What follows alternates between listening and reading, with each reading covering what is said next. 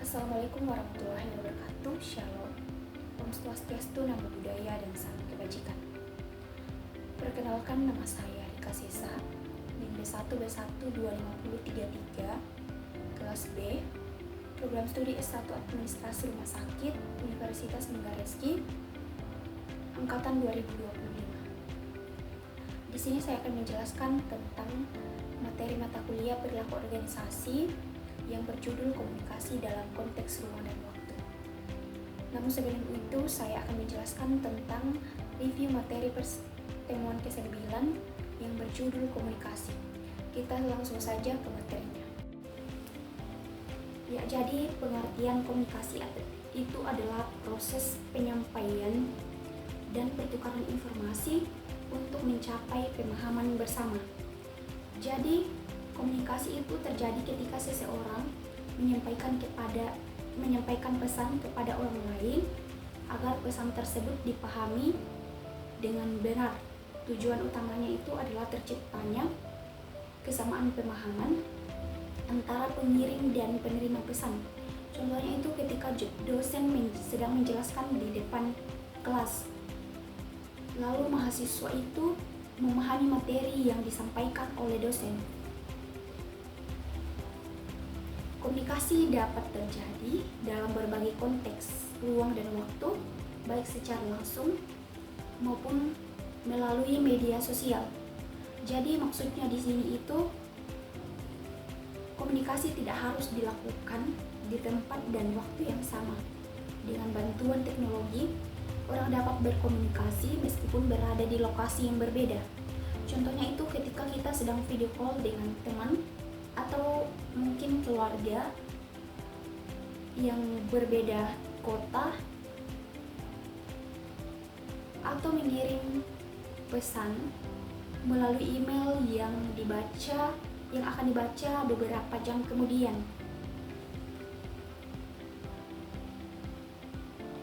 Proses komunikasi melibatkan pengirim pesan, media, penerima, dan umpan balik. Jadi pengirim pesan itu adalah orang yang mengirim pesan atau menyampaikan pesan. Pesan itu informasi yang akan disampaikan. Media itu alat yang digunakan untuk mengirim pesan. Penerimanya itu orang atau orang yang kita kirimi pesan tersebut. Umpan balik itu respons dari penerima pesan. Jadi kita contohkan di sini itu guru itu sebagai pengirim, menjelaskan pelajaran itu atau pesan yang akan disampaikan menggunakan PPT atau media yang digunakan, dan siswa di sini itu sebagai penerima. Lalu bertanya itu sebagai umpan baliknya. Bentuk komunikasi meliputi komunikasi satu arah, interaksi, dan transaksional. Jadi maksudnya di sini itu satu arah, pesan hanya dari pengirim ke penerima. Interaksi itu terjadi saling bertukar pesan. Transaksional itu kedua pihak sama-sama aktif mengirim dan menerima pesan. Contohnya itu satu arah, siaran di radio yang sering kita dengar. Interaksi itu tanya jawab di kelas. Transaksional itu diskusi kelompok. Perkembangan teknologi membuat komunikasi menjadi lebih cepat, fleksibel, dan tidak terbatas oleh jarak maupun waktu. Jadi maksudnya di sini itu teknologi memudahkan orang untuk berkomunikasi kapan saja dan di mana saja tanpa harus bertemu langsung. Contohnya itu menggunakan media WhatsApp, Zoom, Google Meet, atau media sosial untuk berkomunikasi.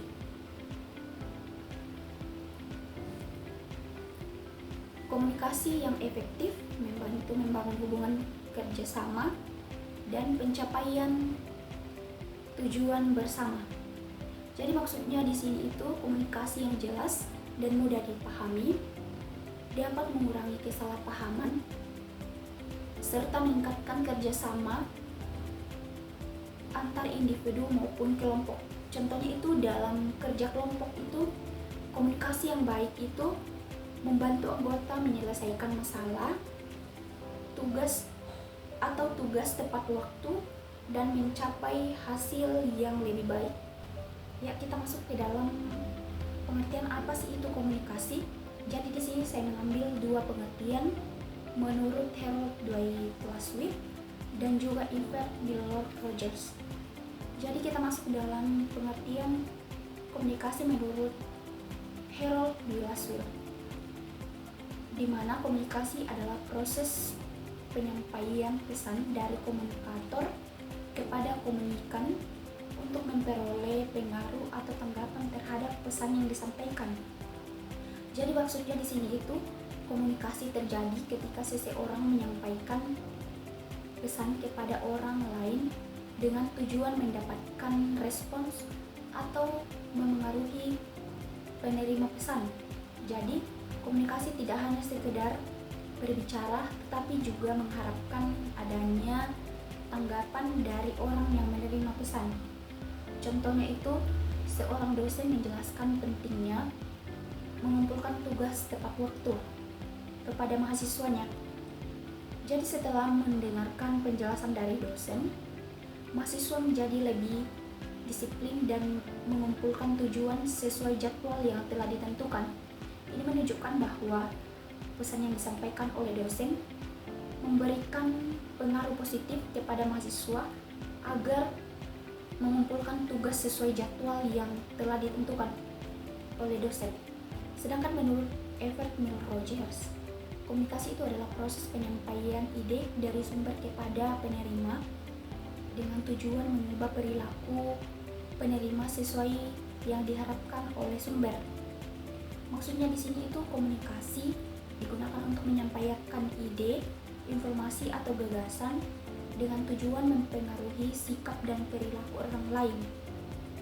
Dengan kata lain, komunikasi diharapkan dapat membawa perubahan positif pada penerima pesan. Contohnya itu petugas kesehatan memberikan penyuluhan tentang pentingnya mencuci tangan sebelum makan. Setelah menerima informasi tersebut, masyarakat mulai membiasakan mencuci tangan sebelum makan. Hal ini menunjukkan bahwa komunikasi berhasil mengubah perilaku masyarakat. Kita masuk dalam pengertian apa sih itu ruang dan waktu. Jadi ruang dalam komunikasi itu adalah tempat atau jarak terjadinya komunikasi antara pengirim dan penerima pesan. Jarak fisik maupun virtual mempengaruhi cara pesan disampaikan dan diterima oleh komunikan atau biasa disebut penerima pesan. Waktu dalam komunikasi itu adalah kapan komunikasi berlangsung. Ketepatan dan kesesuaian waktu sangat mempengaruhi efektivitas penyampaian pesan serta respons yang diberikan oleh penerima. Adapun contoh komunikasi dalam konteks ruang itu yang pertama tatap muka, yang dimana komunikasi langsung di kelas antara dosen dan mahasiswa. Pesan disampaikan secara verbal dan non-verbal tanpa hambatan jarak, sehingga interaksi berlangsung lebih efektif dan responsif. Komunikasi jarak jauh itu telepon dengan keluarga di kota lain. Komunikasi tetap berlangsung meskipun terdapat jarak fisik, menggunakan media suara sebagai jembatan untuk menyampaikan pesan antar lokasi. Yang ketiga itu rapat daring, yang dimana rapat online melalui Zoom atau Google Meet. Komunikasi lintas ruang secara real time menggunakan teknologi digital memungkinkan kolaborasi tanpa batasan geografis. Adapun faktor ruang dalam komunikasi itu yang pertama dipengaruhi oleh jarak. Jarak antar komunikator dan komunikan dapat mempengaruhi efektivitas komunikasi. Semakin sesuai jaraknya, semakin mudah pesan diterima dengan baik. Ya, yang kedua itu kondisi lingkungan sangat mempengaruhi komunikasi, yang dimana lingkungan yang nyaman dan tenang membantu pesan lebih mudah dipahami, yaitu pemilihan media komunikasi. Pemilihan media komunikasi yang tepat dapat membantu pesan tersampaikan dengan lebih jelas dan efektif. Hambatan fisik dapat mengurangi efektivitas komunikasi karena pesan yang disampaikan tidak diterima dengan baik oleh penerima. Waktu sangat mempengaruhi keberhasilan sebuah komunikasi. Jika pesan disampaikan pada waktu yang tepat, maka pesan akan lebih mudah diterima, dipahami, dan direspons. Langkah pertama itu mengirim pesan pada saat jam kerja. Pesan sebaiknya dikirim pada waktu yang tepat, misalnya saat jam kerja atau jam aktif penerima, agar pesan cepat dibaca dan mendapat respons. Yang kedua itu menyampaikan pengumuman tepat waktu. Jadi informasi yang penting harus disampaikan lebih awal agar semua orang memiliki waktu untuk mengetahui dan mempersiapkan diri. Yang ketiga itu menjadwalkan rapat pada waktu yang sesuai. Pemilihan waktu yang tepat membuat komunikasi dalam rapat menjadi lebih efektif karena peserta dapat hadir dan berkonsentrasi. Kita masuk dalam faktor waktu dalam komunikasi, yang dimana faktor waktu dalam komunikasi adalah hal-hal yang berkaitan dengan kapan komunikasi dilakukan, berapa lama komunikasi berlangsung, dan situasi saat komunikasi terjadi. Faktor ini dapat mempengaruhi keberhasilan penyampaian pesan. Ketepatan waktu penyampaian pesan sangat penting agar informasi relevan dan tepat sasaran. Selain itu, durasi komunikasi juga mempengaruhi efektivitas pesan yang disampaikan kepada penerima. Perbedaan zona waktu dapat menghambat komunikasi, terutama dalam konteks global. Situasi dan kondisi saat berkomunikasi berlangsung turut menentukan keberhasilan penyampaian pesan. Kenapa penting memahami ruang dan waktu? Karena yang pertama itu mempermudah penyampaian informasi. Jadi jika kita mengetahui di mana dan kapan waktu yang tepat untuk berkomunikasi, maka informasi yang kita sampaikan itu akan lebih mudah diterima oleh lawan bicara. Kedua itu mengurangi kesalahpahaman dalam komunikasi. Perbedaan tempat dan waktu juga dapat menimbulkan penafsiran berbeda. Dengan memahami konteksnya, potensi miskomunikasi dapat diminimalisir. Ketiga itu meningkatkan efektivitas komunikasi. Komunikasi yang memperhatikan ruang dan waktu akan lebih efisien dan tidak membuang-buang waktu. Yang keempat itu membantu mencapai tujuan komunikasi secara optimal, yang dimana apabila ruang dan waktu sudah tepat, maka pesan yang disampaikan dapat mencapai tujuan dengan baik. Di contoh penerapannya, saya mengambil dua contoh, yaitu yang pertama di kampus dan juga di dunia kerja.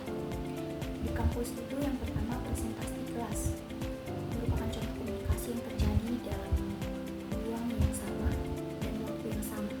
Interaksi ini terjadi secara langsung. Yang kedua itu diskusi kelompok melalui WhatsApp. Contoh komunikasi dengan ruang yang berbeda.